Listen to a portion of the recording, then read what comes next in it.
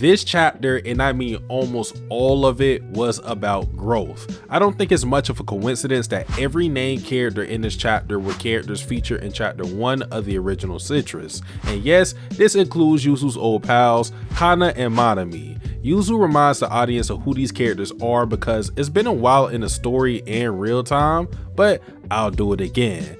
Kana and Manami were Yuzu's middle school friends who were fellow Gyarus. After chapter 1, Yuzu doesn't contact them again until chapter 23, where she randomly runs into them on the street. They also appear in the last chapter, which I'll talk more about later. To us, the readers, Kana and Manami are nothing more than Yuzu's homophobic friends. There's not much that separates these two as individuals because they represent the same thing. Although Kana has proven to be the more outspoken and opinionated out of the two, we aren't meant to like Kana and Manami because they go against Yuzu and Mei's relationship due to their, homophobia. However, this duo is unlike any other problem we have faced in Citrus. The couple of Yuzu and Mei have dealt with many issues, the most reoccurring one being that people were trying to split them apart. Kana and Manami aren't like that though.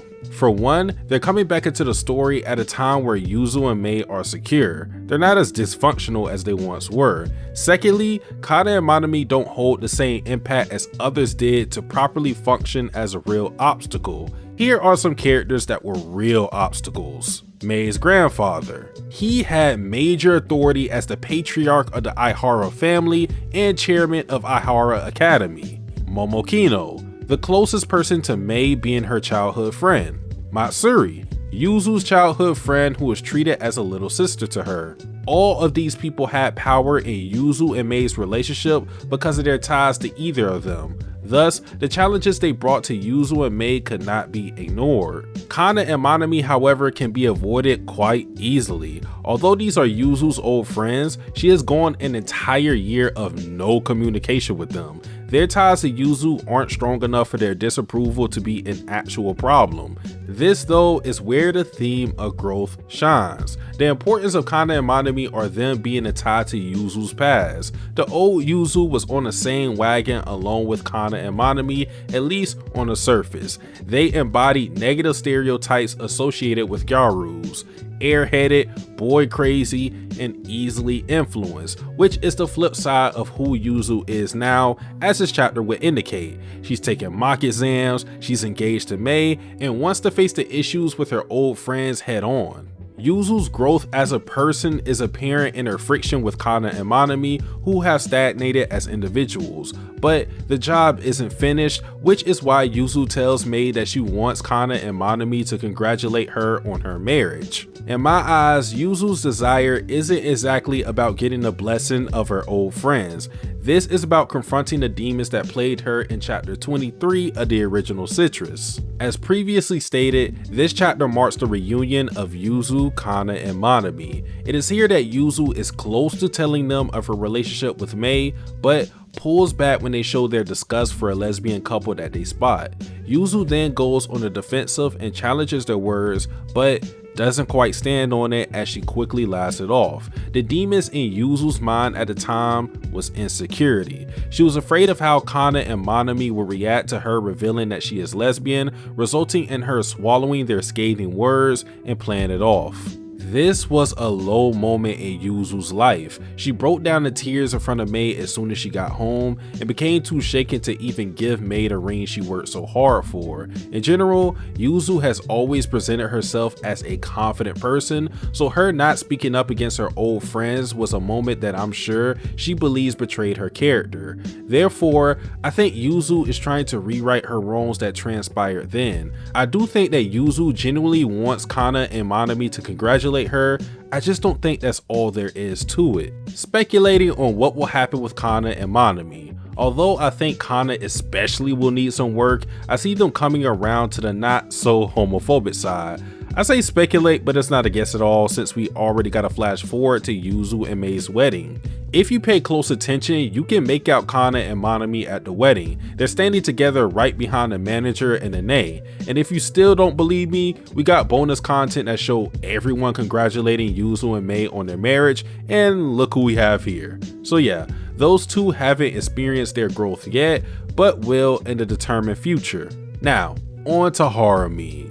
Her growth is a little more subtle, but clear nonetheless. At the table where Yuzu, Kana, Manami, and Harumi are seated, the topic of conversation shifts to Yuzu's aspirations. Kana and Manami, still thinking that Yuzu is just like them in their carefree attitudes, scoff at her seemingly wishful ambition of becoming a teacher. But then Harumi steps up and defends Yuzu. Now, I know a lot of people might think, well, yeah, Harumi is Yuzu's friend, of course she would defend her. But I don't think the old Harumi would have stepped in, at least not at that moment. While Kana and Manami were being insensitive, they weren't malicious before Harumi spoke up. Again, in their eyes, they believe Yuzu is just like them, so them dismissing Yuzu's goal to become a teacher was actually their way of looking out for her. In spite of this, Harumi came to Yuzu's aid, and you can see before she does so, there's a panel showing her hesitance. I believe the old Harumi would have just let Kana and Manami's comments slide as to not kill the mood, but a recent development sparked a change in her, with that being one Matsuri Mizusawa. This is something I've already stated in previous reviews, so I'll let past Satsuki the Savage take over from here.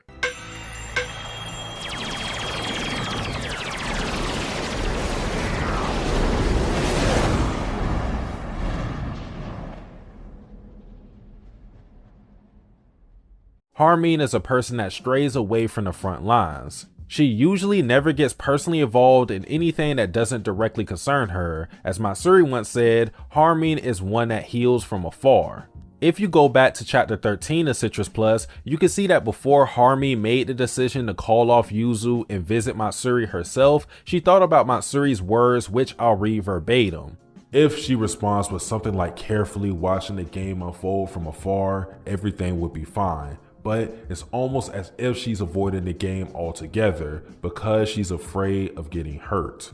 The point here is that while checking up on Matsuri was certainly one thing Harumi wanted to do, she made her choice because she wanted to prove something to herself, which was that she wasn't the person Matsuri framed her to be, someone who was hesitant to take action for fear of being hurt herself. Visiting Matsuri by herself was a step in the right direction for Harumi's growth. She'll never be a meddler like Matsuri, but I assume now she won't always choose to sit on the sidelines whenever something pops off.